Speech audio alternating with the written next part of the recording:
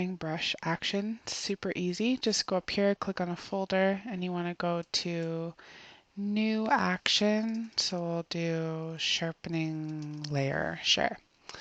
So we're going to hit record. You can see that it's automatically started recording. So what I want it to record is that it needs to duplicate the layer and then go up to Filter, Sharpen, Smart Sharpen.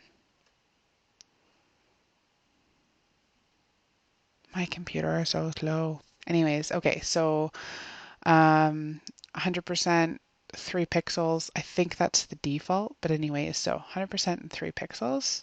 Click OK. Now this picture's already been sharpened, so I'm going to sharpen the heck out of it right now. But anyway, so now we have that background layer. We're going to go down here to this button.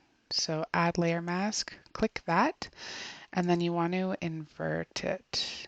Now I use a shortcut to do this. I just hit Command and I. So whatever that is on a PC if you have a PC. Anyways, so and then you invert it so that you can then use a white brush to paint it on. So that's done. So then you can just go up here and you can click stop. So you can see right here we have our sharpening layer. This is what it did.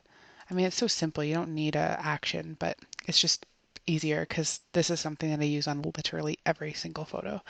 So then just grab a brush, make it like a good sized brush and really, really soft. And I'll do like, well, yeah, maybe like 85%. And then you can just paint it on the eyes, the mouth, and sometimes I'll just touch in a couple of other places, maybe make it nice and big and a little bit softer and just kind of do a little bit to the hair. And it just kind of, I don't know, just kind of makes it pop.